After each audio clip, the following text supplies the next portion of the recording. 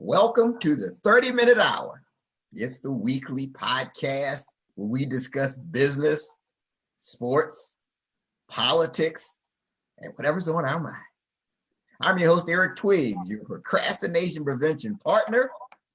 Joining me as always, you know him, he's my right-hand man. He's my partner in crime.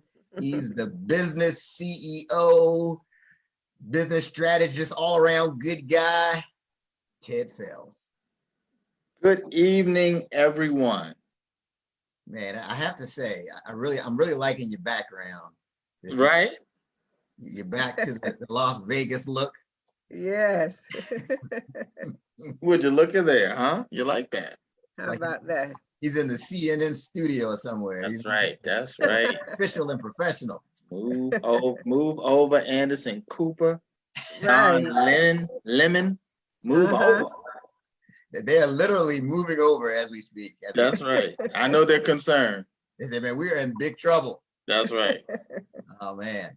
So I know many of you that are watching us right now, you recognize our guest. We're going to introduce her here in just a few moments, but I wanted to talk about the What Now movement. And today is Motivational Monday, and we had Genesis Amaris Kemp. She did a Motivational Monday, and Ted, I think she broke the internet. Broke it. The internet's now broken, it doesn't work anymore. Mm. She got so many likes and comments and people joining in. And Right.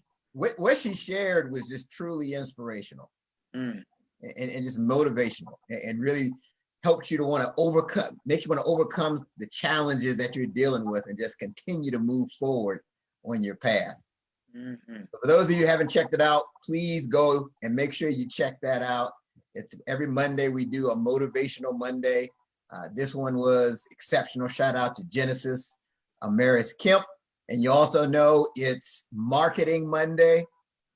So this is the opportunity. This is someone's going to get their big break. Someone. Yeah, I have a feeling today's the day. Somebody's going to get that break.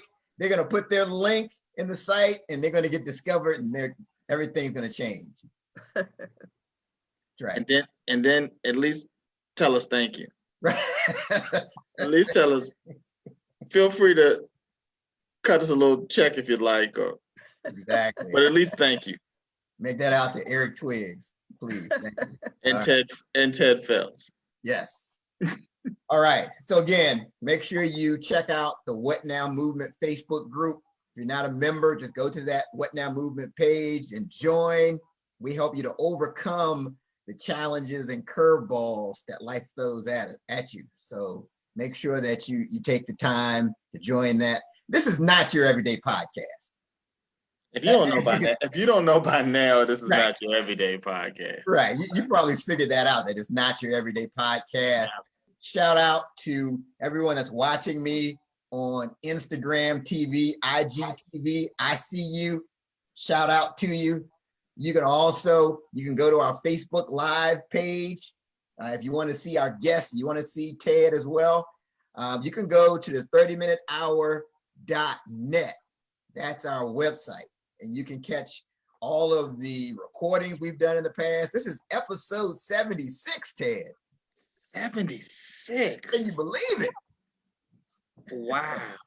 Episode 76. Trivia question for you. Okay. You may or may not know the answer to this. All righty. Our guest today was on which episode? Oh, that's a good trivia question. We'll have to look that up here in a second. Yeah. You should give you a heads up on that one. I know, right? Yeah. And I'm going to let you know, Eric, that yes, I don't know either. But we do know it was in July of 2019. It was July of last year. Absolutely. Yeah. Wow. Any other curveballs you got there, Ted? Nah, man. That's it. That's it. Yeah, you have rehearsal, you have planning, and you say, hey, I'm going to ask this question.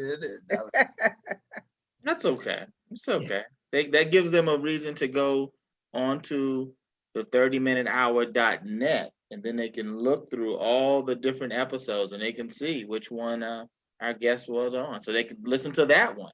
Oh, there you go. That would be a Ted, good. Ted, do you remember my topic? I want to leave that to Eric. I think Eric remembers. Eric remembers the topic. I have a hard time remembering what I had for lunch today.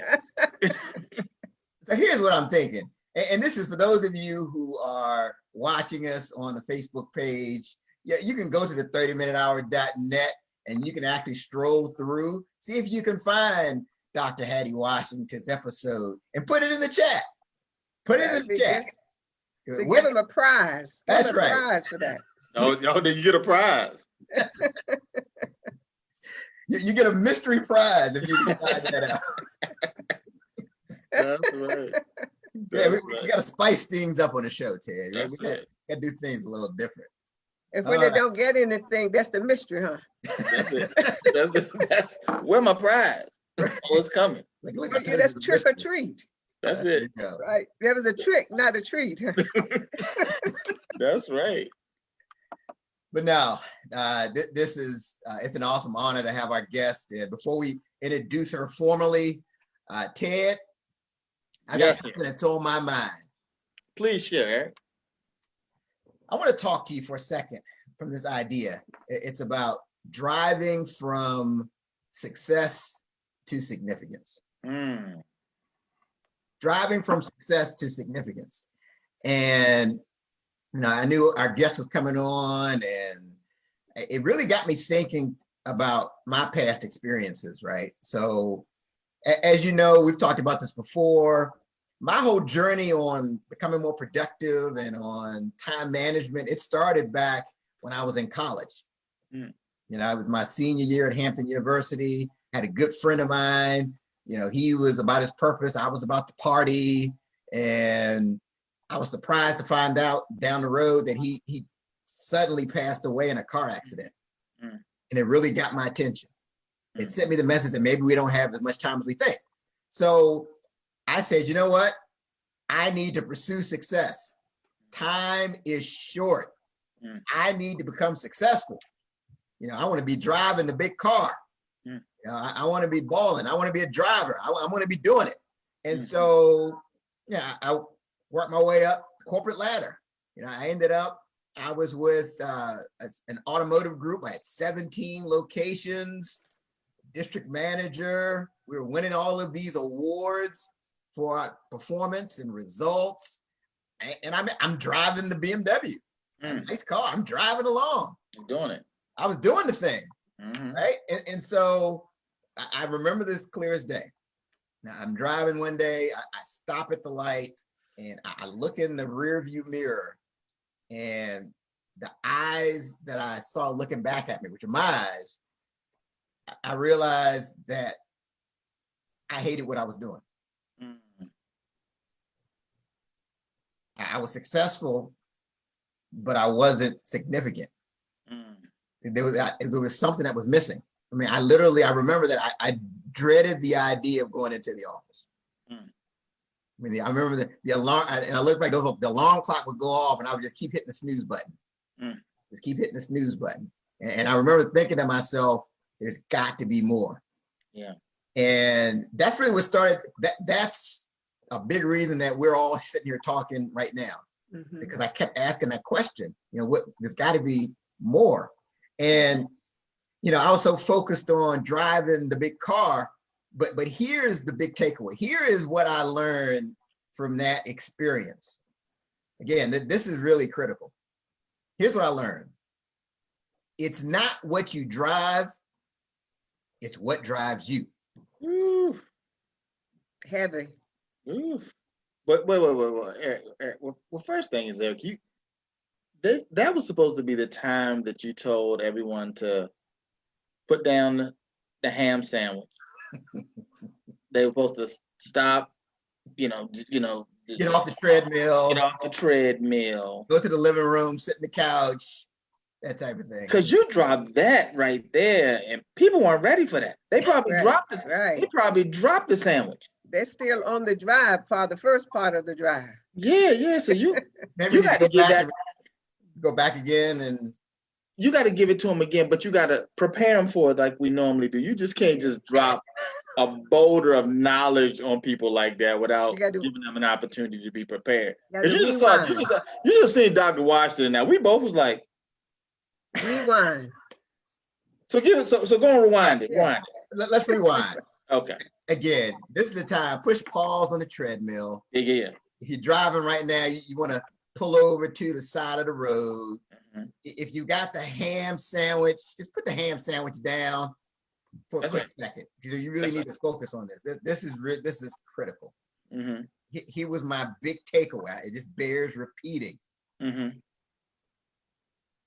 It's not what you drive. Mm-hmm. It's what drives you. Oof. That's beautiful. Beautiful.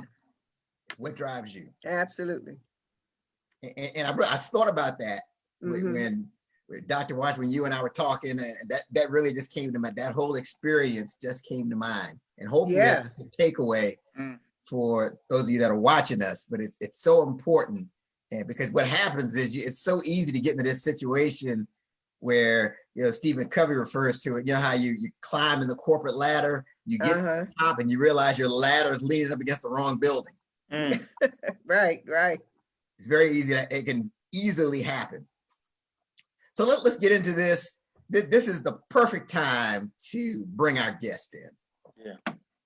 And this is someone that I consider a mentor of mine. She's a good friend of mine. She's always got great advice. Yeah.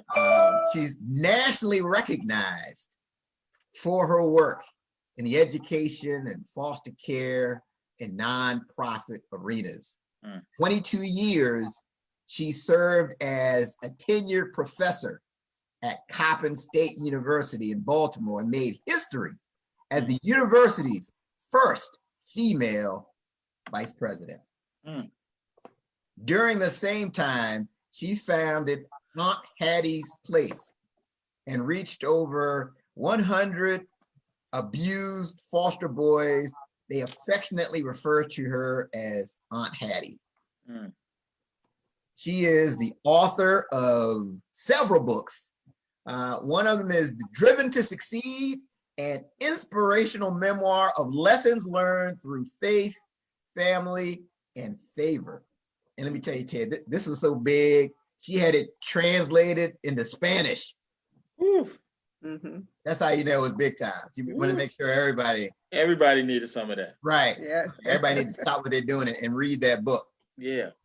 And then she's also the author of Aunt Hattie's Cookbook, Southern Comfort Food Favorites. That's a reminder. That's right. We'll come back to that. That made me think about something. Started to come back to you now, huh? From the last visit. There you got it. Yeah. So please join me in welcoming to the 30-Minute Hour podcast, Dr. Hattie Washington. It is my pleasure to be here, Eric and Tad.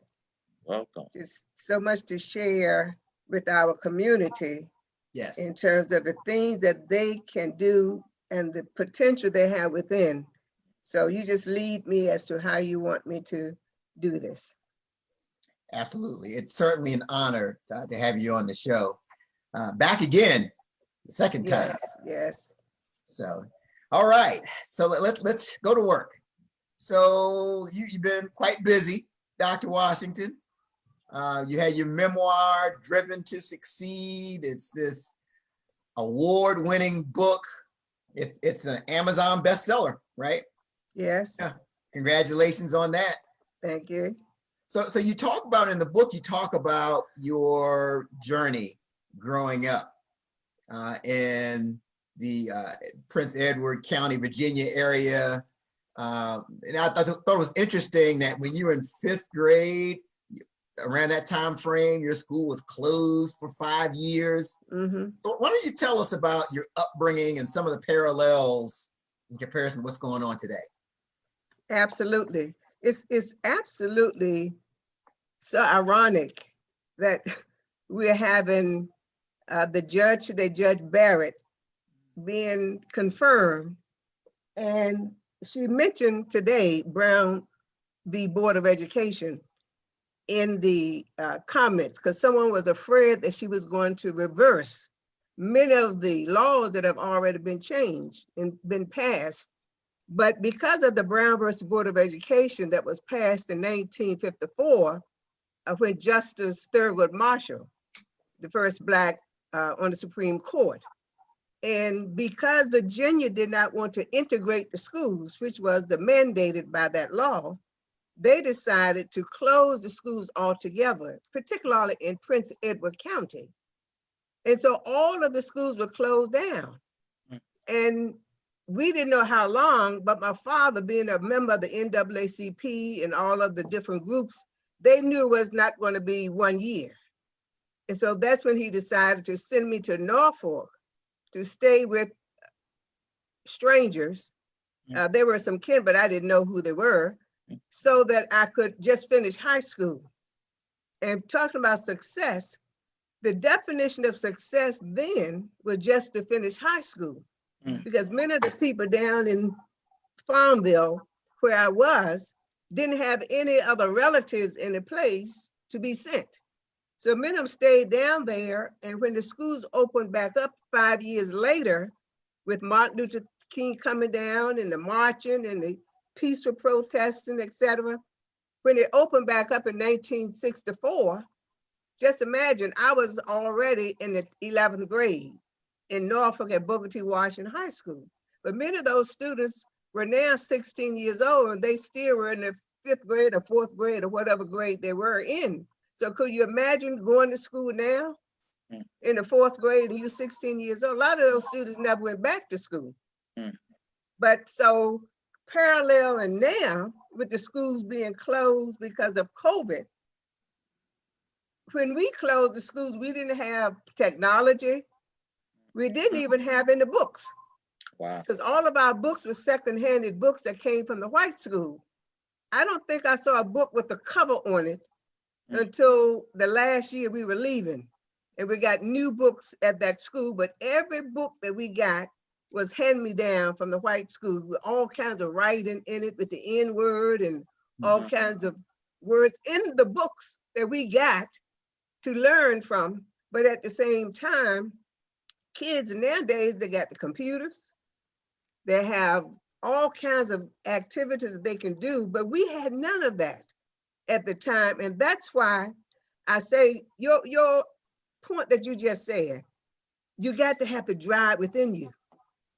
If you don't have the drive within you, you give up with all of the obstacles that society puts on us today, particularly Black people. My father always said, we got to be twice as qualified and work twice as hard to get 1/2 of the recognition. And then when you do get a job, you got to work harder than anyone else, because you got to prove that you know, when somebody else may not need to prove it. Not the fact that they may not even know nearly as much as you, but they don't have to prove it. So you got to continue to prove yourself. So that's why you got to stay focused. I remember him saying to me, you got to do this. You got to finish high school. You're going to finish high school. And I was so upset, because why would you send me away from the family? You know, you don't love me. So here I'm going away. But later in life, when you reflect back in the lessons learned, you find out that because people love you sometimes, they do tough love and do things for you to make decisions because they see your potential, but you may not see your potential yourself. So the parallel of then and now with kids out of school and with the COVID, actually the pandemic is really, racism is a pandemic, which we've been suffering all of our lives. Jim Crow and discrimination and stuff. So we've been suffering with this all of our lives. So it's just, we are survivors, but we don't want to just survive, we want to thrive. And that's what driving from success to significance. You want to thrive, not just survive. And that's why we fighting and protesting and walking the streets, because we want to thrive, because we have a right to thrive. So that's the parallel I see with back then And now people got to keep it on, because the drive within you, that's why my book is called Driven to Succeed. Because you got to have the inner drive. My father drove me to Norfolk, but then I had to have the drive in order to get that high school diploma and then go on further. And this segues perfectly into my next question. With everything that you just mentioned, I mean, all the challenges and the writing inward in your book and discrimination and segregation, you go on to become a tenured professor, the first female vice president of Coppin State University. You founded Aunt Hattie's Place. You're in the Maryland Women's Commission Hall of Fame. So how were you able to accomplish that with all the challenges that you dealt with? First of all, God, I give all the credit to God. And always keep your faith, because out of everything my father said, don't ever give up and don't give in. And you know, when you hear those words, they're just words. And then as you live it, you hear those words in your ear. Don't give up and don't give in. You can do it. You're smart, so you can do it. And you know, many times you don't know that you're smart. Like many of my foster boys, I got to keep telling them how smart they are. They say, I'm in special ed. Well, they misplace you in special ed. So I know you're very smart. So you don't have to worry about your social worker telling you you're smart or special education teacher telling you you're smart. I know you're smart. So I had that in the back of my mind. So all along, I knew, I had a feeling there was something bigger and better.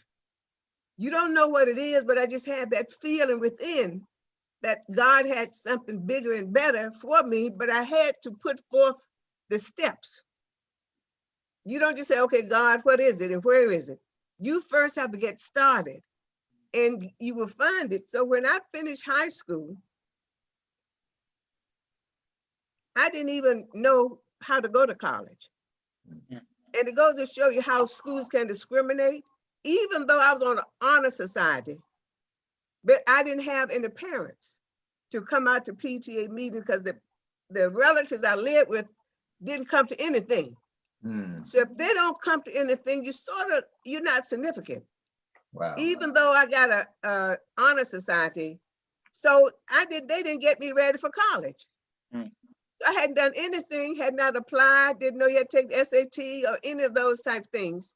I just got off the bus and went to Norfolk State because I knew I was going to college. I knew where it was and looking for my homeroom. They said, excuse me? I said, I'm looking for my homeroom. I plan to go here and I don't know where to go. And they said, have you been admitted? And I just looked because I didn't know I was the first person in my family to go to college.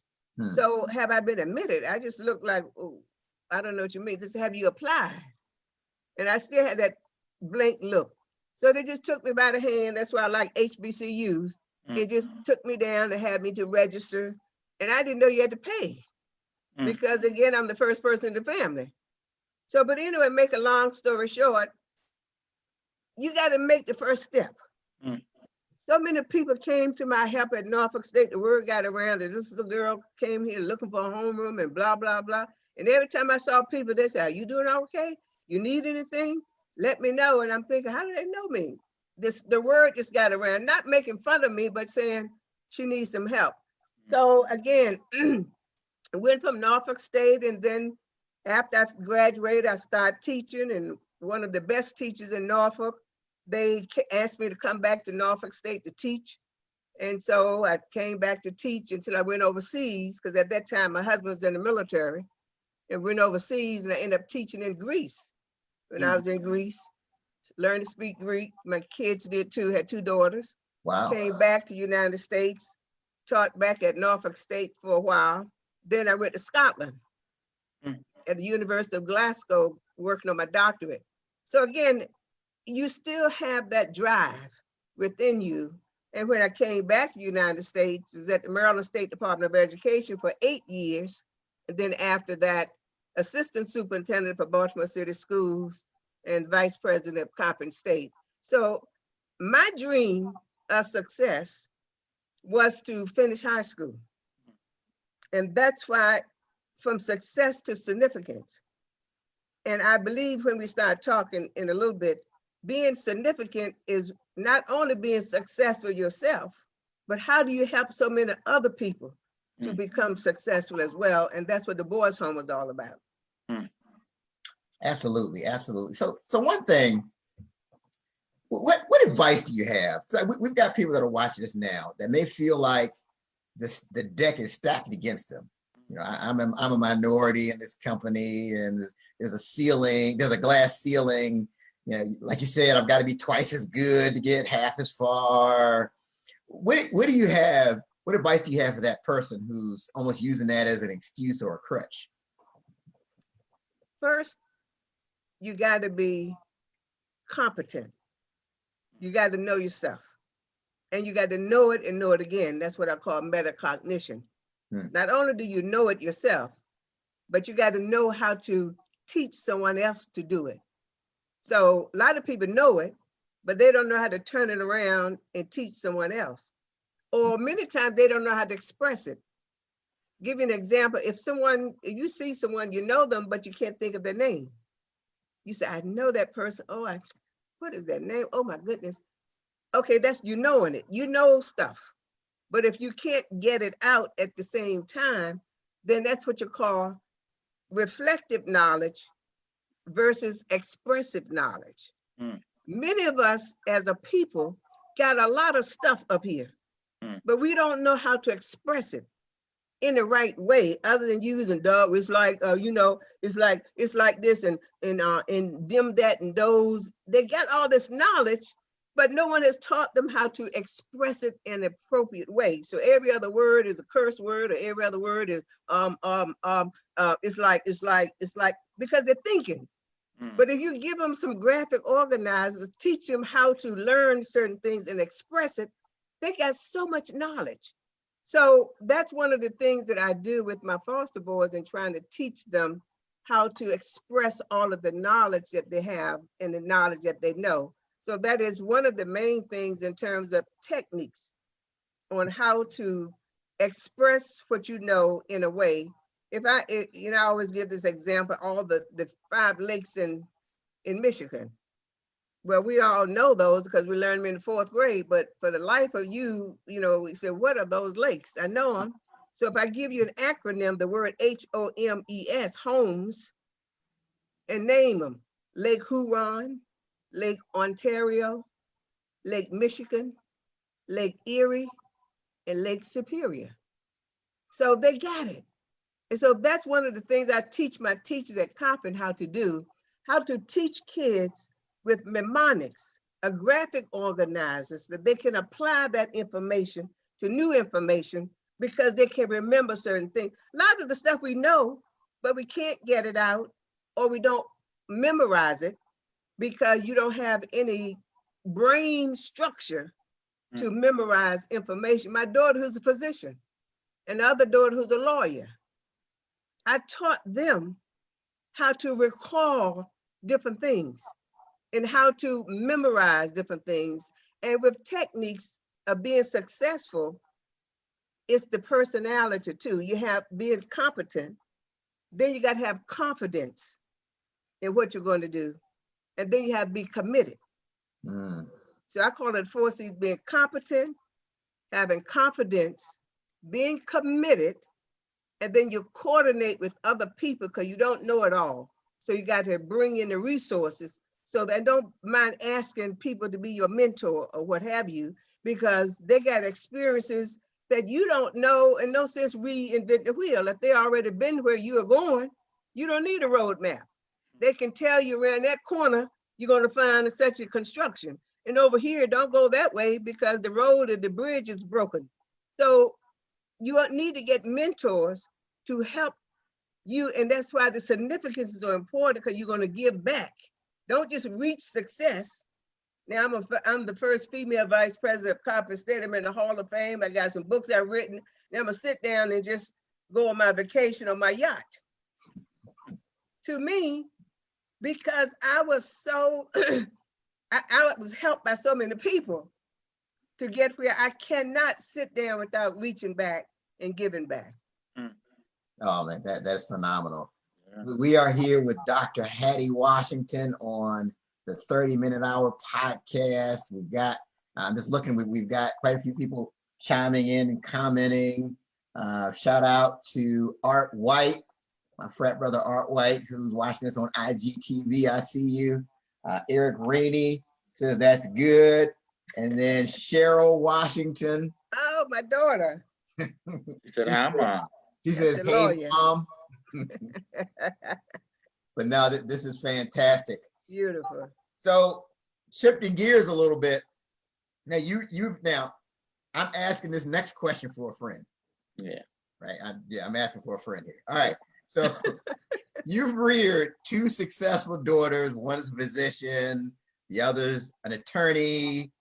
What advice would you give to parents who are trying to rear their kids on any given day, especially during this Virtually. COVID-19?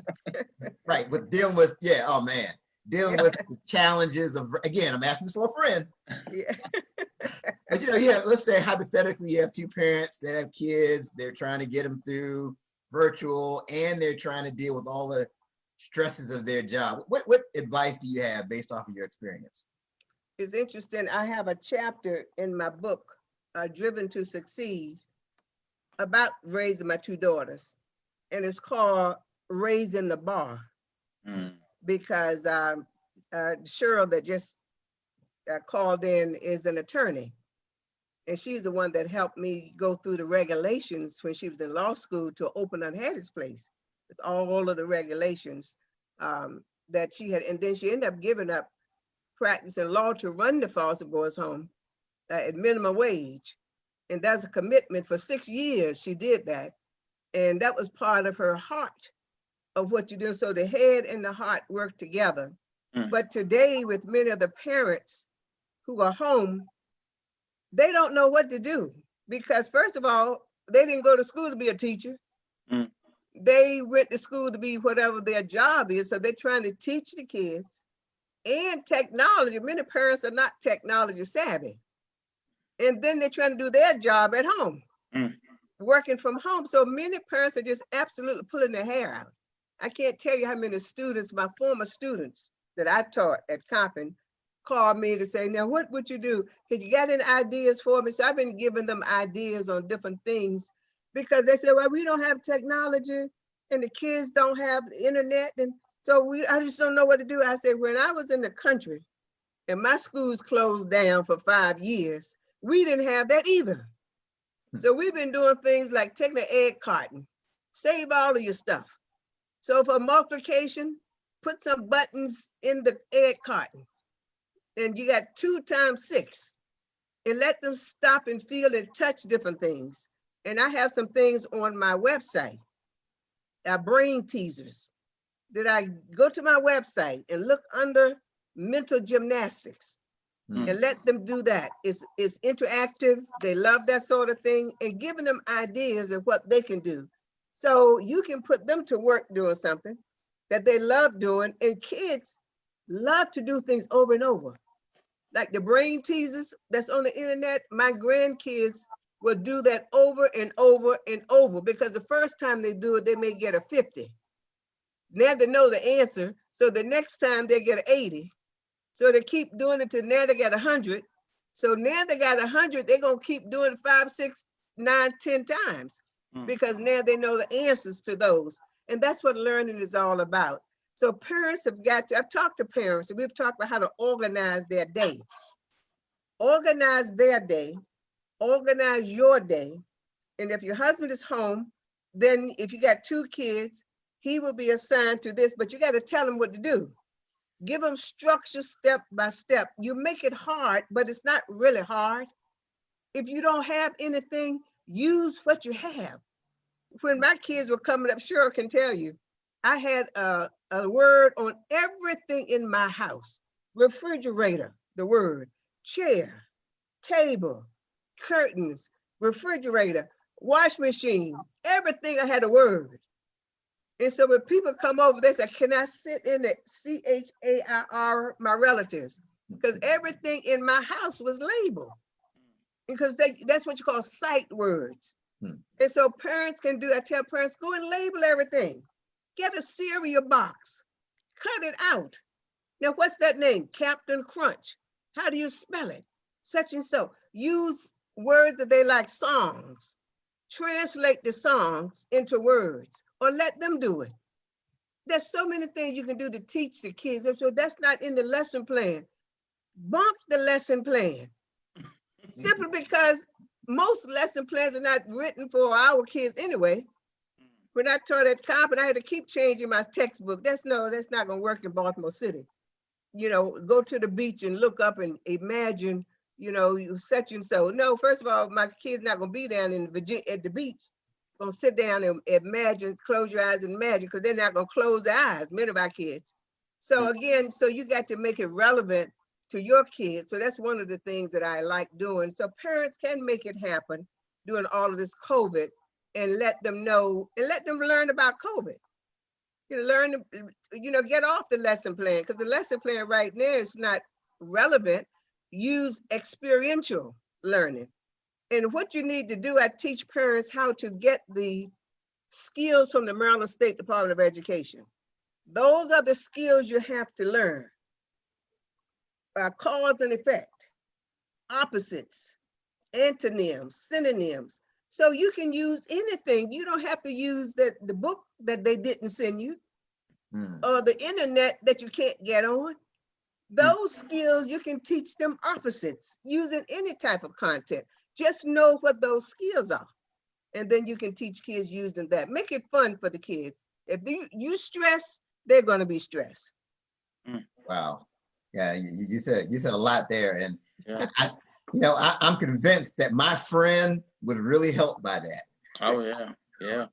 Another thing I did, I had a wall of words in my kids' room. If Shirley listens, she can remember.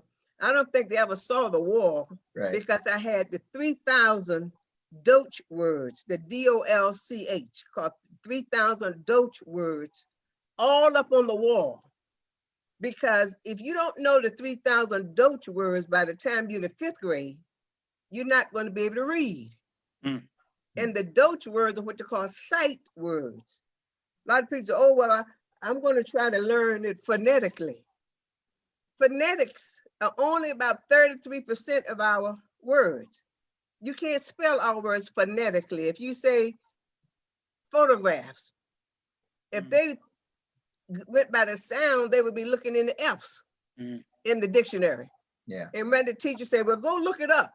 Well, how are they going to look it up and they're looking in the F's? They've been in the F's all day. So you got to know which are sight words, which are phonetic words, and then which are words that are part of the experience of foreign words, that we have a root from those words.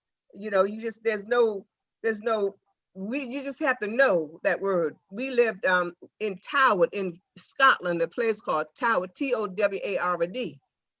Some people say, I'm going to Toward. I live in Toward, but in Scotland, they call it Toward. You live in Toward. So you have to understand the linguistics of a particular location as well. So it's very simple to do, but you got to know a structure in your mind, what it is you're trying to do, so you can be organized. And I help people with that. Have a lot of people calling me for assistance on parents from my church in different places. Like, what do I do? How do I do it? I'm gonna kill this kid, you know. You better come and get him. And one parent called me. She said, do you know anybody that we can send our kids to? I pay the principal. If she would just let me bring this kid over to her house for a couple of hours, I'll just pay her. She said, you tired of him already? You only got one. What about Miss Jones who got 3? So it's really funny to see parents really don't know what to do with their own kids. They have a great appreciation for teachers there. Yeah, absolutely. Absolutely. So you're, I really want to talk about this Aunt Hattie's place, because so while you were the vice president at Coppin State and doing these great things there, you also, you were the founder of this nonprofit home, Aunt Hattie's Place. You reached over 100 foster young men over a 22-year span. Talk about like what inspired you to start this, and tell us some of the details of Aunt Hattie's Place. I guess when I was growing up in the country, and when they sent me to Norfolk, I felt like a foster kid, and I was made to feel like a foster kid. You know, you being disrupted from your home and your close family back in the country where everybody knew everybody. You're being sent to a different city, a new school, and didn't know anybody. I just felt so lost. And I didn't smile. In fact, as I reflect back, I didn't smile for over 5 years when I was taken away. And I just wrote an article, Wow. a smile article, because one of the people who was determined to make me smile was the photographer of the school who took pictures every year.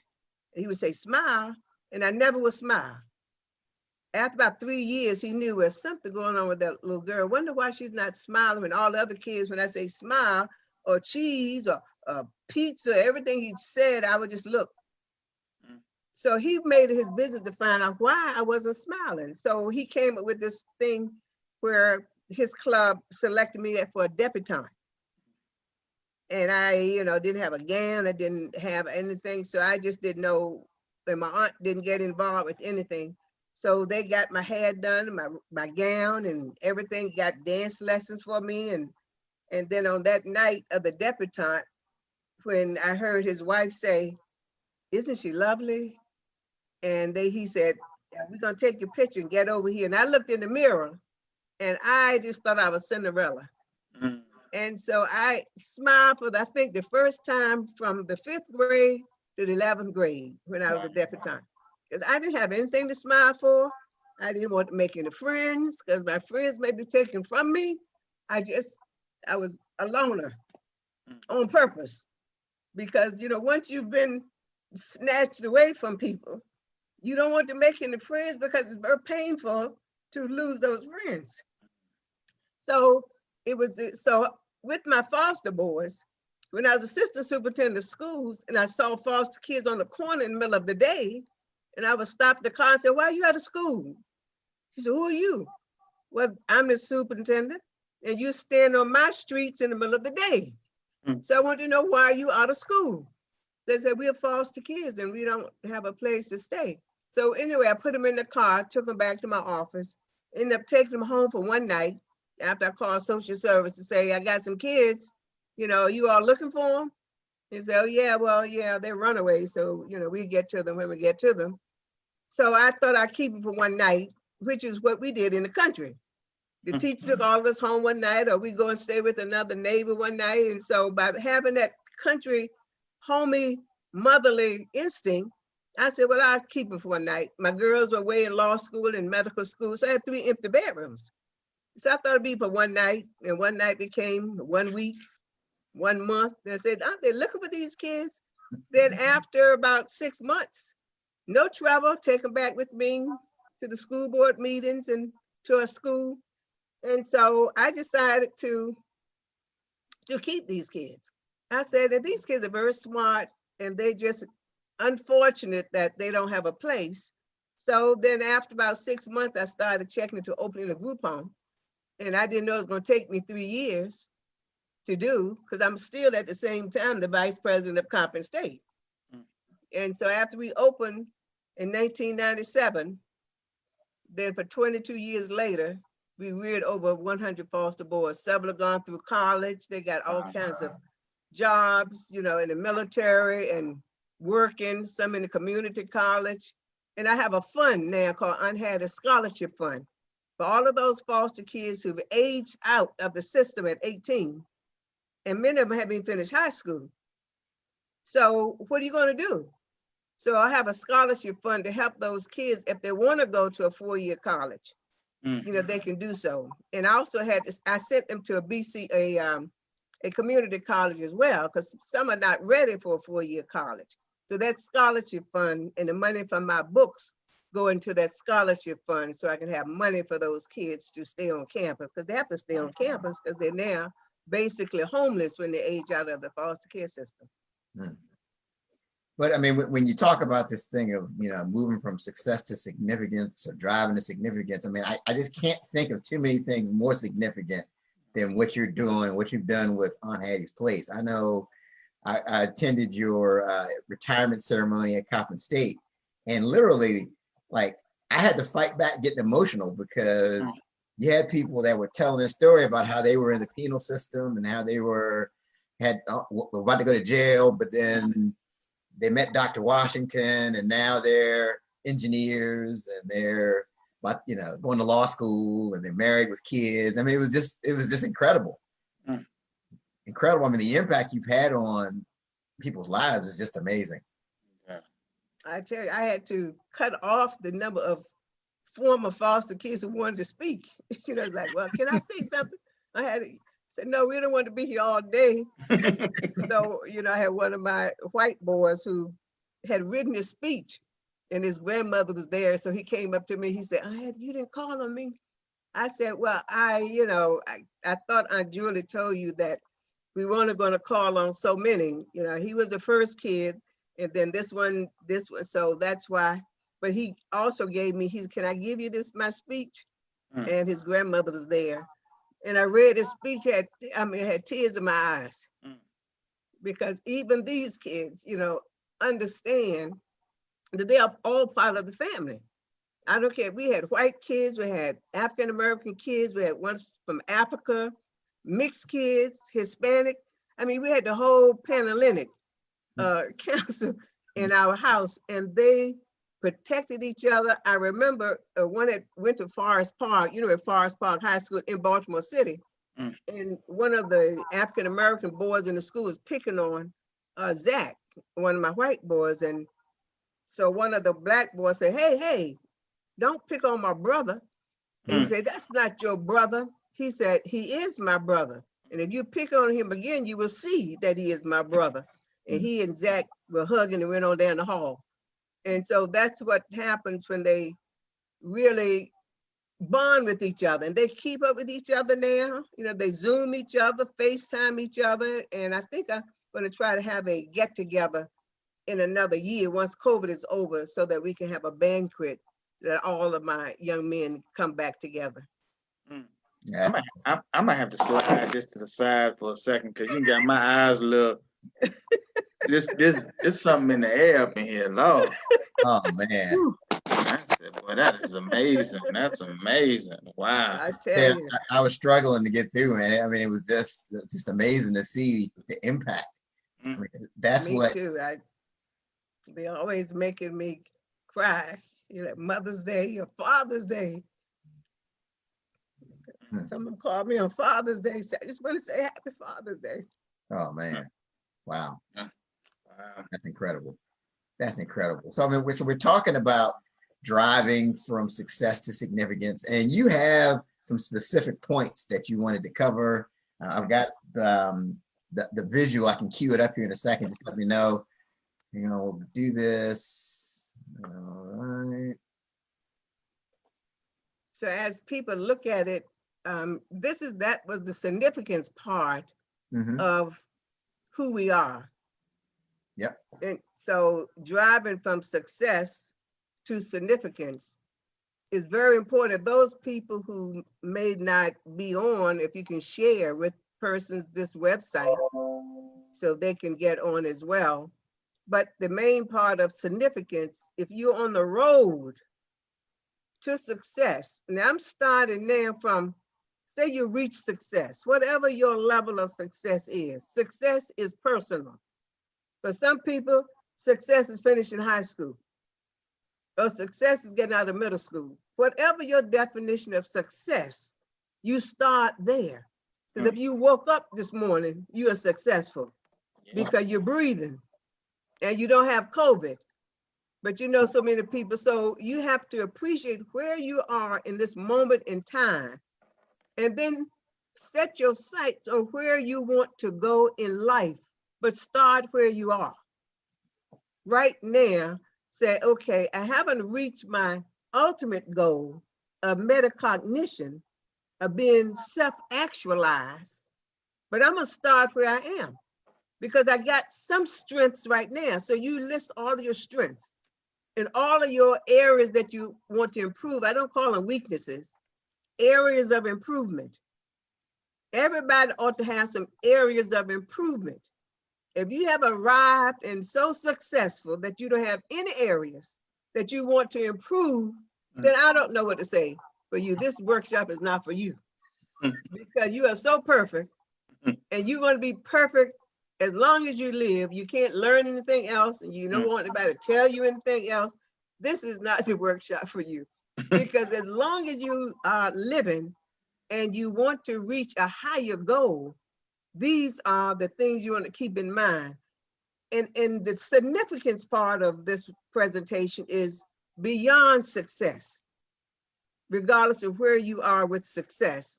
So the next slide, we're going to talk about on the road to being significant. As you start on the road, regardless of where you are, you're going to move the goalpost, or you're going to move a little further. I have some friends in Baltimore who don't go out of Baltimore City. Oh, I'm not going down to Washington. Oh, I'm not going to Virginia.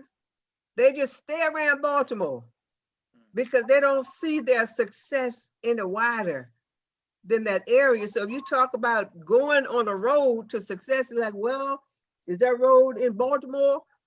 And one of my foster boys, you know, if I said I was going to move to Virginia Beach, oh, wow, that's a long way away.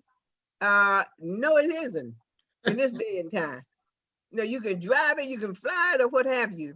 And it's so funny. He got a job offer, one of my foster boys, a job offer in Texas. And he said, oh, Ma, I can't go down to Texas. I said, why not? Well, it'll be too far away from you and Cheryl. No, it won't. If you got a job down there, they're going to pay you $30,000 more. I'll fly down to Texas. Oh, well, you had to think about that for a minute. So he sort of thought about it. And then after he didn't get the job, he gave it to someone else. I never seen a kid so happy that he didn't get a job that's going to pay him $30,000 because he wanted to stick around this area.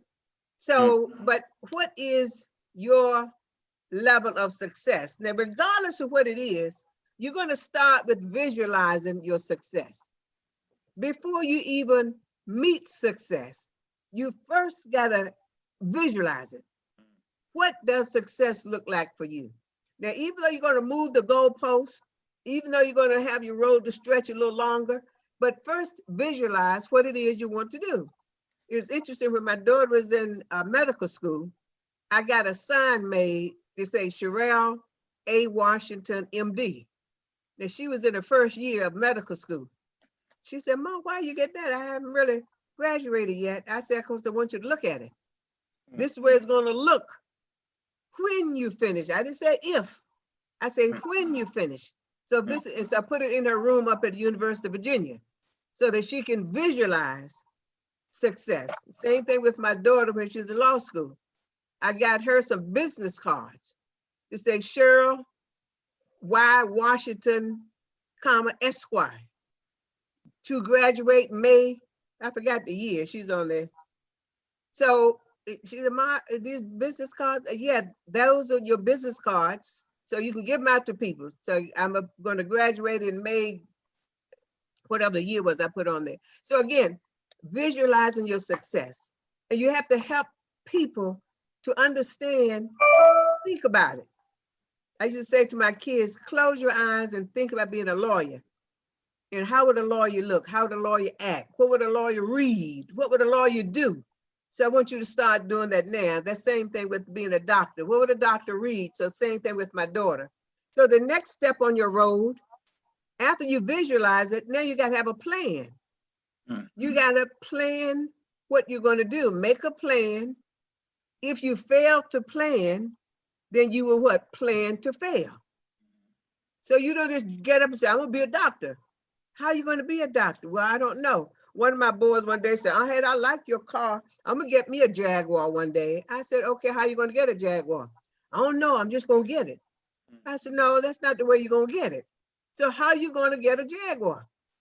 Well, I don't know, but I'm going to get me one. I said, let's talk about it. And we talk about backed up, you know, if you want the Jaguar, say 5 years from now, what do you need to do today? What do you need to do tomorrow, the next day, and so on? So you got to finish high school, got to get a good job. You want to go to college, so and so. So you have to let people know this is your plan. So you can plan your route or plan your goal of what you want to do.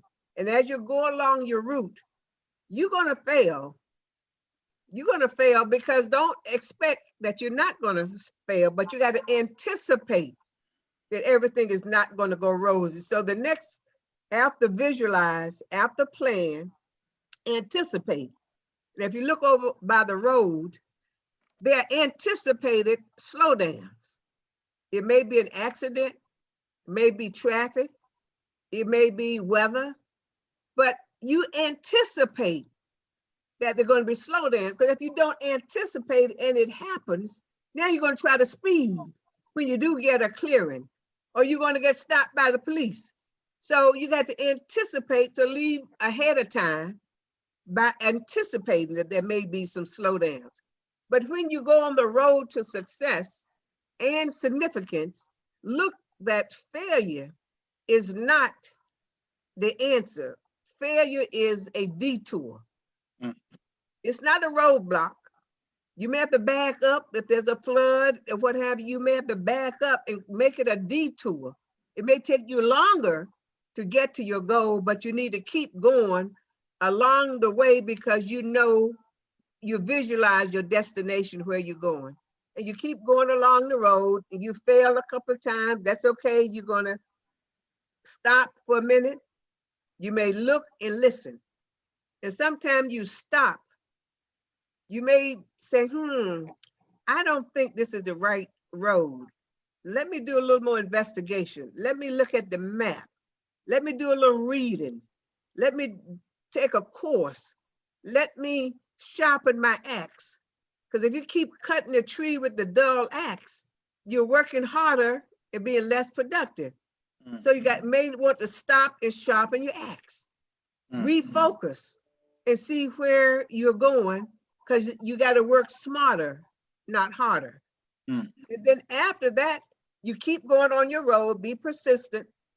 You may have to reroute. Maybe you don't need to be a chef because you really can't cook. You tried all kinds of recipes and it ain't tasting. You don't have a sense of taste. Well, no, I can't taste anything since I had that accident. Well, why are you trying to cook? If you can't taste anything, you got too much salt in this food. You don't have enough salt. Well, that's one thing I can do is I can taste. I can't cook, but I can taste. Come up and taste one of my bread puddings and my homemade chili. I'm all in. Dr. Oh my goodness. She was looking at my square when she said you can't cook. I sent my family yesterday. I was making this dish yesterday, and I sent them the videotape and this and so or that. So I got a call from my son. Can I come over and get some more? Can that look good? And so yeah, I got up there. So I made enough for more than me. But in any event, you got to reroute sometimes. And then by being persistent and being consistent and persevere, when you get to the end of your road and you start reaching back and giving back, that's when you reach what is called self-actualization. That means you are significant. It's not enough for you to be successful and keep it to yourself. What's the good of being rich and famous and if you don't have anybody to share it with? So the whole idea is you reach back and give back to help other people to be successful as well.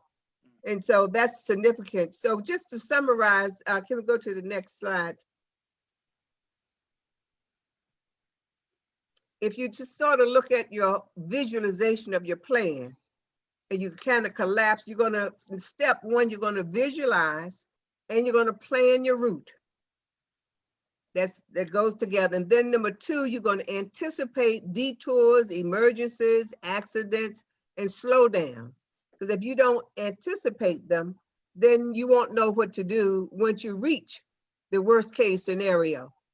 A lot of people say, oh, I'm planning for a good day, but suppose a good day doesn't come. That may be your worst case scenario day. So what have you planned just in case the worst thing happens? And if it doesn't happen, then that's fine. But I used to call my principals when I was an assistant principal, and I said, how things going? He said, what happened today? He said, nothing. That's a good day. No suspensions, no fire bombs, no parents coming out yelling at so nothing happened today is a good day. So you got to anticipate those things that do happen those days. And then step 3, you have to persevere. They would say reroute if necessary. You have to refuel. Sometimes we work on fumes. And particularly if you're a caregiver or a teacher, you don't stop to eat. You don't do anything to take care of yourself. So you got to refuel. Then you got to reflect. What worked? What didn't work? Those things that didn't work, don't keep trying and trying and try. Don't keep trying if they're not going to work. And then if you know that you've done what you need to do, then you stay the course. Don't give up. Keep the same amount of energy, if not more energy and enthusiasm, till you get to your goals. So you see the success sign is the dollar signs. Things ends up being successful, not only in money, but money sometimes can be in kind, meaning that you are rich when you have family and friends and people that you've helped and you've given back. It's more rewarding sometimes when you give a gift, and it makes you feel so good. And some people turn around, they got to outdo you, so they don't give you a gift bigger than what you gave them. It's like, no, that's not why I gave you the gift. I just gave you the gift for nothing. You don't need to give it back to me. So that's part of my being significant, a part of my being having the need to give back, because people who are significant get more, I would say reflection and more reward when they give of themselves. And they don't give it for you to give anything back. So that's the difference in a person who's reached significance. People don't need to try to give you anything back because you gave them something. And that's when you know that you are now moving into that next level of self-actualization. And then the last one, as we summarize. Next slide. The next slide. So just to give the summary of success in summary that move into significance, and you can just take the word success and summarize. You got to see your goal, which we talk about visualizing. You got to understand the obstacles, because there will be obstacles in life. Many people don't achieve until they have reached some failure, as John Lewis said. If you have reached success and you haven't failed, then you don't know what failure is, and so you can't empathize with people who have failed. So understand there will be obstacles, but keep a positive mental picture. You create a positive mental picture. There are all kinds of things that keep you positive. Stop reading junk things. Stop reading negative things. Stop watching negative movies, and everything is depressing. Watch positive things and keep your positive aspirations and poems together. Clear your mind of self-doubt. Because when self-doubt will stump you and make you stop at that detour and have you not going any further, you just try to figure out how to go back. Self-doubt, just clear your mind of it. You say, if anybody else can do it, I can do it. If people tell you you can't do it, you say, I'll show you. You don't know me, I'll show you. So those are the things that you need to put in your mind, and embrace the challenge. If anybody else can do it, you can do it better. Only thing you need is the opportunity and a chance to do it better. And stay on track. Don't let anybody get you off a track. If people try to get you off track, why you need a college degree? Well, look, I got a good job and it's paying me good, and I don't have a college degree. Y'all spending 4 years in college and then you're not making it. They're going to try to get you off track. You stay focused on your goal. You know what's at the end of your road, what your goal is. Don't let anybody get you off track. And then you show the world you can do it. But first you show yourself. Mm. Then you show your family, because your family is rooting for you. Yeah. That you may be the first one in the family. You don't know how many people your mother, your grandmother, your uncle told, well, my kid is in college. My kid is doing well. And they know, everybody know you because your parents and everybody talked about you in the beauty parlor, in the barbershop. You know, my kid is in college. Oh, they just so proud. So you show yourself first you can do it. Then you show your family. And then you show the world that you can do it and you've done it. And so not only are you now successful and significant, so is your family. Mm. You at Norfolk State and Coppin, they tell people now, this is a dignified graduation. So I don't want any yelling and screaming. So I want everybody to just clap when your kid comes across the stage. Y'all never When laugh. those kids come across the stage, people are blowing, woo, woo, blowing horns and standing up yelling, hey, Poopy, hey, Tyrone. I told the president, I said, you can't stop these parents. These are the first kid in the family going to college. You talking about being dignified. They're as dignified as they're going to be. Let them hoop and holler and scream when those kids go across the college. When I graduated and got my doctorate from University of Maryland College Park, and I was the only Black in my class. And my cousin came up from Virginia Beach. And they said, no picture taking because we got a professional photographer over there and they're taking your picture. Well, when I went across that stage, my cousin got right up, came right up, was taking the picture, and somebody was hitting him on the shoulder. Sir, you can't take pictures, sir. My cousin didn't even look around. He kept the focus on me. And because he said he didn't drive up to Virginia Beach, the first person in the family get a PhD, and he's gonna punch him on the shoulder and say, sir, you can't take a picture. He just kept on. When I came across the station, got that picture. Then he looked around at the guy. He didn't say it, they just gave him that look. Like, you ought to be glad I didn't turn around and miss my picture. But anyway, so is you know that these kids and parents, and you're showing the world, everybody, that our kids can do it. And that's what's so fun about our kids, helping HBCUs for our kids to do all that they can do and don't get lost in these big universities that are not built for our kids and they don't feel at home. No one looks for them. I've had any of them of kids to transfer to Coppin, been at another university for 6 years or 7 years and haven't finished. Every year they come out, well, I thought I was graduating. I sent out my invitation. They said I need another course. But didn't you know you need another course? Well, no, I thought I was graduating. No, let me see your curriculum. Okay, just follow the curriculum. Why are you taking something over here that's not on your curriculum? Well, they didn't offer that semester, so I took this. Well, that's not going to replace what you're supposed to take. You got to take this. Take basket weaving is not going to substitute for history. Well, they didn't have history that semester, so I just took something else. Yeah, you're going to be there 7 more years. Get on over to Coppin. We sit with you every semester. Make sure you know what you're supposed to take. You're on track. And if you take something substitute, we choose it for you. So you can get out of there in 5 years. Like 6 years, you're still at the university. So can we go to the next one? And how's our time? Well, this is the Driven to Succeed book. And this is the one where we talk about in being successful, you also have to be balanced in life.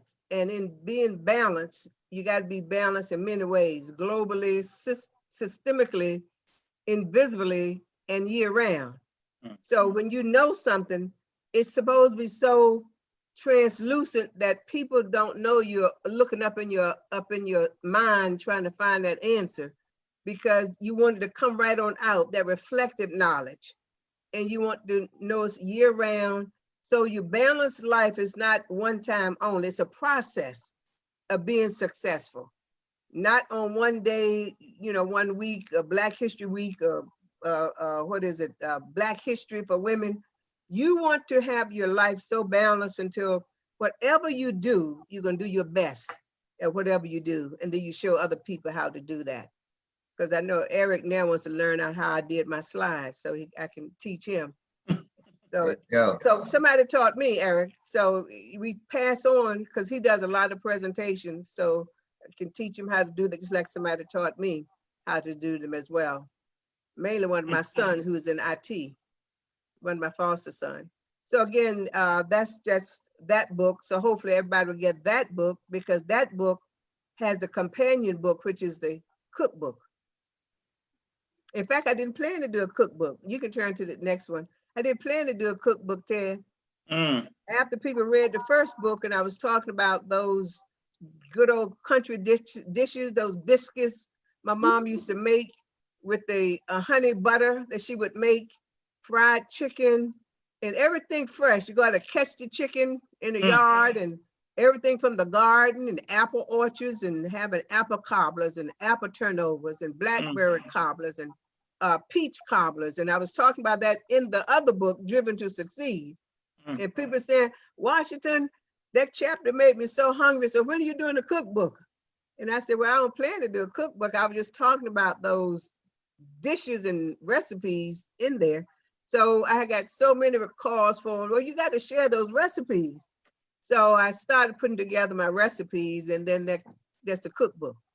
And the cookbook has won any number of awards, not only for the recipes, but for the simplicity of cooking the recipes, as well as the pictures in the recipe book, which were taken by a foodographer.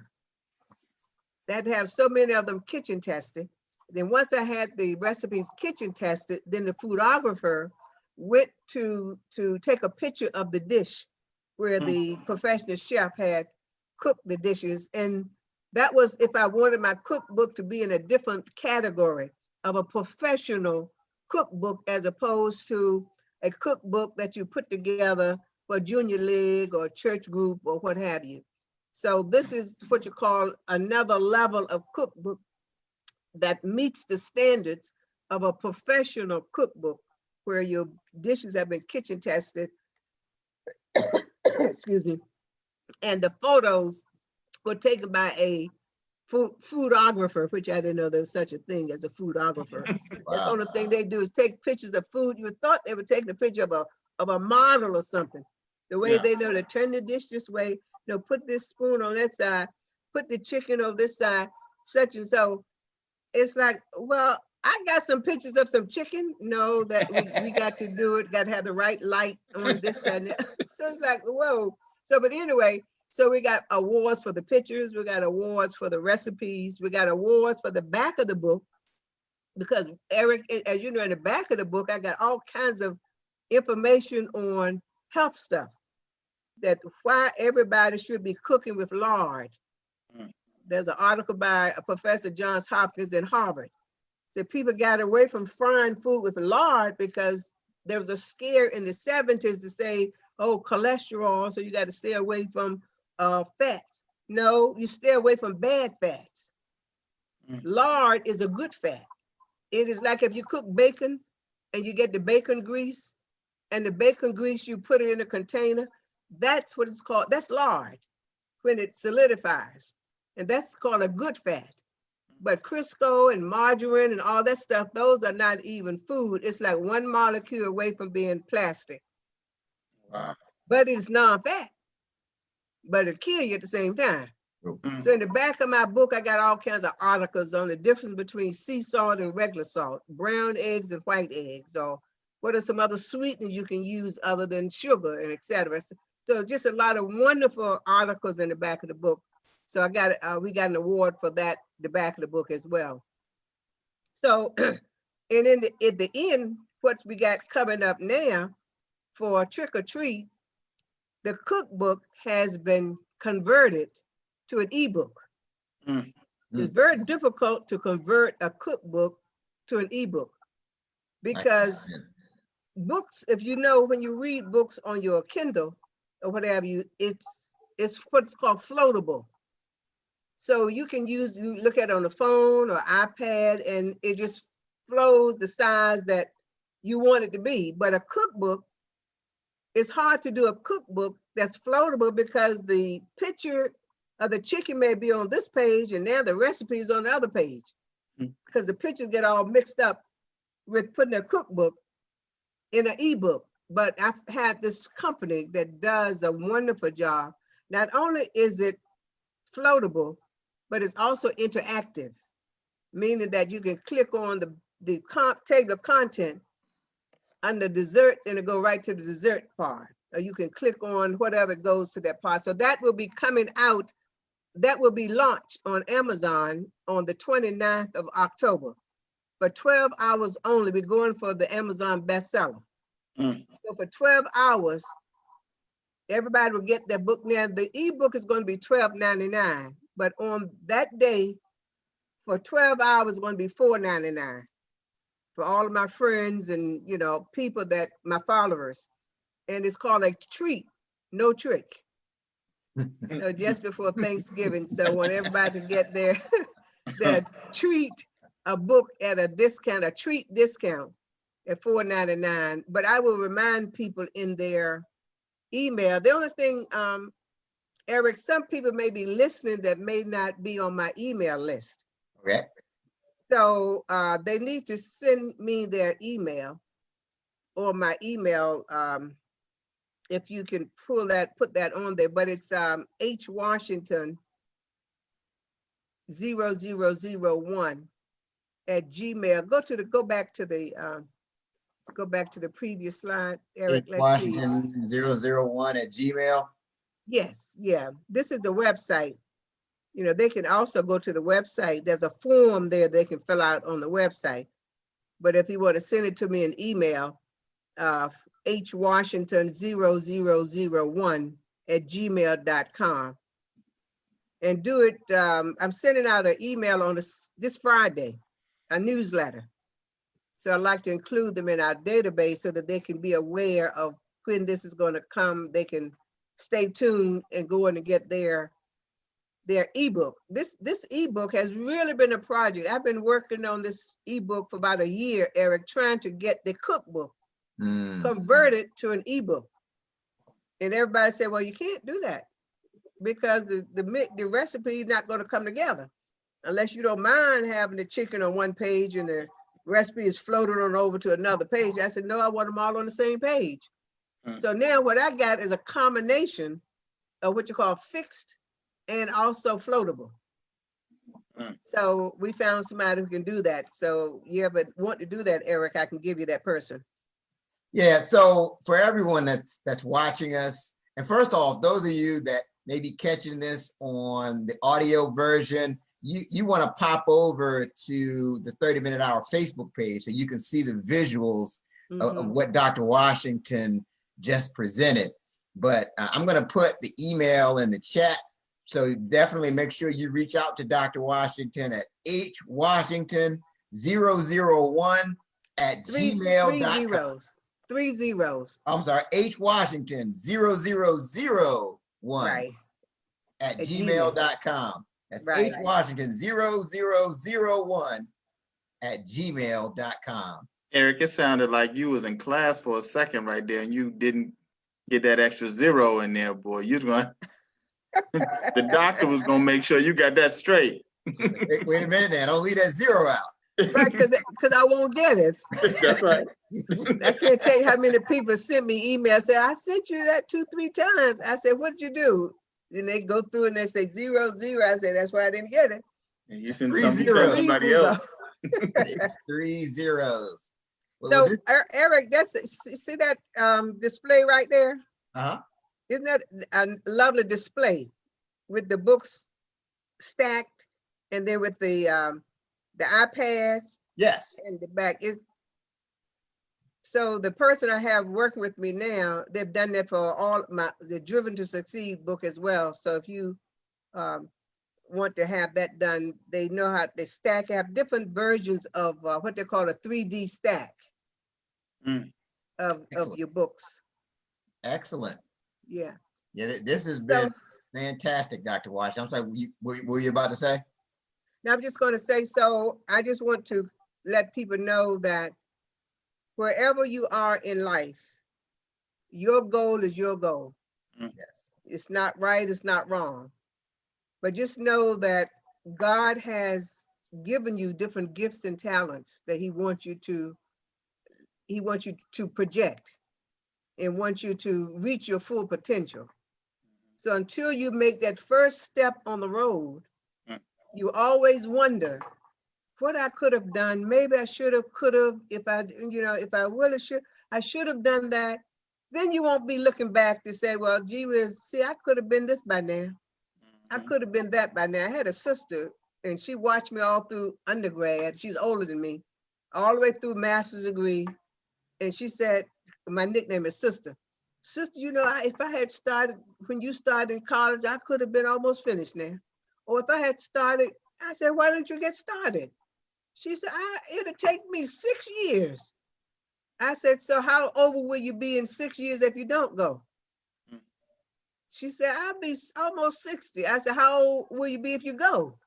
She said, I'll be 60. I said, how come the same? So she thought about it and she got started, got her undergrad degree, got her master's degree, and ended up being a supervisor of social service when we came through social service to open on Hattie's place. Wow. She was a supervisor. And then she ended up being the chair of my board. So I tell people, get started. Don't keep saying, I want to get that PhD, Eric. I should, but I got a family and I this, that, and I don't know if I have the time. You got 24 hours a day. Everybody got 24 hours. So if you get started and have faith in God, you'll find that's not as hard as you thought it was going to be. Absolutely. You made yourself sick. Yep. By saying, I can't, I would, I could, but you talk yourself out of it. Instead of just getting started. I have a girlfriend who's probably listening who's just started on her PhD. When I told her when I met her 2 years ago, I don't know why you're doing this. You should be back there with something behind your name, credentials. She said, oh Lord, oh no, I never thought, oh no, I can't get a PhD. I said, if I say you can, I've done a lot of PhDs, dissertations, work with students. So if I say you can, I know you can. So get started. So she said, that's the tip that I needed, because I've been saying right on the tip. Now, and she got started, and then she loves it. She called me the other night. She said, I might have won my last class, and I'm an A student. I said, and she said, I thought, I'm not surprised. So again, get started with on your road to success. If you don't consider yourself at success yet, well, okay, reach that first. And then move on, keep going, move the goalpost for yourself, because God has given you the brain power. And the only thing he wants you to do is put forth the first step and keep him in your praise and keep him in your life. And you will see the miraculous things that he'll do for you. So it's been my pleasure being with you, Eric and Ted. It's been a pleasure having you. God bless you guys. It's been a pleasure having you. And wow, you dropped a lot of knowledge on us today, and hopefully everybody's grasping this and taking notes and gonna go back and watch this recording and listen to the recording, all that good stuff. So we're at the point of the show where we go. This is Dr. Washington. I don't know if you knew this. This is Ted's favorite part of the show. Favorite part of the show. Right. We go around the horn, and this is where we each leave like a closing thought for the viewers and listeners as far as what's the one thing we want them to remember based off what we've talked about. So Dr. Washington, you're the guest of honor. What would you like to leave our followers with? I guess success is what you make it. Success is personal. Don't compare yourself to other people whom you may think is successful, yet they don't feel that they are. Success is and when you reach your success, you be thankful and be complacent that that's what God has for you. So success is personal, but the only thing I want you to do, don't be complacent that you haven't worked up to your God-given potential. But just know that success is personal, get started, and God will do the rest. Excellent. Get started and God will do the rest. All right. So, Ted, no pressure. And look, there's no way I'm gonna try to follow Dr. Hattie Washington today. I'm not gonna do it. I'm not gonna do it. I mean, this has just been just a great show. You would have thought that you couldn't do it better than you did the first time, but I think you outdid yourself the first time. So I'm afraid to think what's gonna be like the next time you come out. All the things that you're doing, and just this time you came out with a slide deck. How am I gonna try to follow somebody, Eric? They had a slide deck. I was in class. I was in class today. But just all these nuggets. Ted, Yes, that's the way I teach my classes. If my students are watching, I always give them visuals so Yeah. they can visualize what it is I want them to know. So it's easy to now go back and give me what I gave them because I create visuals for them. Well, I got a little nervous earlier when I dropped that question on Eric, and then when you started talking about those lakes, and I was like, Lord, don't let her ask us about those lakes. And I just came from Detroit over the weekend, so I think I knew I could have probably picked one of them. But you know I'm there, right? I know a way to know it. Yeah, you know, right. I know a way to get it. There you go. Absolutely. You don't let people know your secret. You just know, you can name them. You don't tell them how you know them. That's They're right. gonna look at you like, man, how you know that? Yeah, that's right. But no, just everything that you just shared about just success and just just getting started. I mean, that's just such a key thing, and I think many of us, including myself, kind of fall victim of just when I get started, when I get going, and you're just saying, hey, just take that step, just start moving. And I just think that is just the most important thing because, again, one saying I always say is the easiest thing in the world to do is to do nothing. Right? I mean, you got to do nothing to do nothing, right? You just stand still. So at least, like you said, make that first step, and God will do the rest. Open up the doors. And I heard you talking about Norfolk State. I know Eric. I know you didn't think that I was gonna let that pass. That's alumni. Really? Norfolk State, absolutely. Behold the green and gold. Yes, green Right. and gold. So is my daughter. All right. Both the daughters. Oh, all right. Eric. Both daughters and my daughter's husband. Norfolk State. That's it. Yes, that's indeed. it. We's family. Yes, indeed. But thank you again for coming out and just sharing with everyone. My pleasure. My absolute pleasure. And I want that, and I'm definitely coming to get a plate this time. You talked about plate last year. I'm definitely trying to get a plate, and I don't want no virtual plate. I know we doing all this stuff around COVID. So if you want to put it on the porch in some foil, I'll just come pick it up, with my mask on. But I'm coming to get it. Well, this dish I made. If Eric, you send me this email, I'll send you all this this video I did of the dish I was making last night. It's I don't know if everybody grew up on pork and beans, right?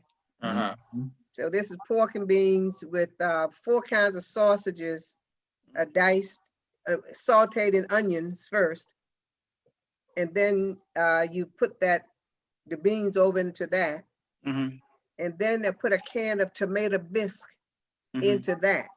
Okay. And you put 2 tablespoons of maple syrup for the sweetener and some sea salt.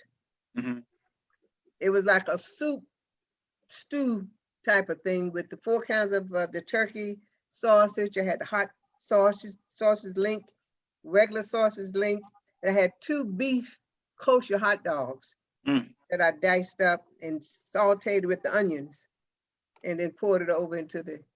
My goodness. Well, I'm gonna let you send the video to Eric. I want a video. I want something in the plate. It only took 15 minutes to make. So let me tell you, before I get to my closing thought. So I remember I was at Dr. Washington's she had a book signing for the cookbook. Yeah. And they had like these refreshments. And I'm eating, I'm like, man, this is really good.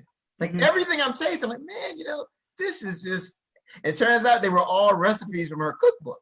Wow. Like everything she served that were refreshments were all like things that, it took me a while to kind of catch on to that. But, Yeah. but I was just amazed. I'm like, man, you know what? I've been at a lot of events, but I can't remember an event where like every hors d'oeuvre was just like top shelf, excellent, tastes great. So definitely. So this was a book signing before the last show, or this a book signing since the last show? I think it was before the last show. I'm sure you was gonna say that. I was about to say, if I didn't get invited to the book signing that had the food, I was gonna feel some kind of way. Yeah, it was before that last show. But so as far as my closing thought, I just think about the whole theme of the show is driving from success to significance. And for me, significance is all about connecting to something that's ultimately bigger than yourself, right? You're plugged. It's not about you. If you're significant, it's about you're plugged in to something that's greater than yourself, a cause or something that's greater than yourself. And that's why it's so critical to get started, because you could be delaying someone else. What you're offering the world isn't just for you. So if you don't move forward, that person who's waiting to hear your message, waiting to read your book, waiting to get your business advice, they miss out. So I mean that's my thing. I mean, it's all about connecting to something greater than yourself, and it's not just about you. So the key is just to get started. Yeah. All right. Amazing Good. show. Amazing. Great show again. Yes, it was. Good. Thank Dr. Hattie Washington for joining us once again. You so much. You are so welcome. Thank And you it's really my pleasure, Eric. And you keep up the good work that you're doing. You're doing some fantastic things as well. Thank you. So I'm so proud of you and Ted as well. If there's Thank any you way so I can much. help in any way, just let me know. Well, we definitely appreciate you for sure. I'd like something in the plate. That would be a great way to help me. I just want to eat a little something.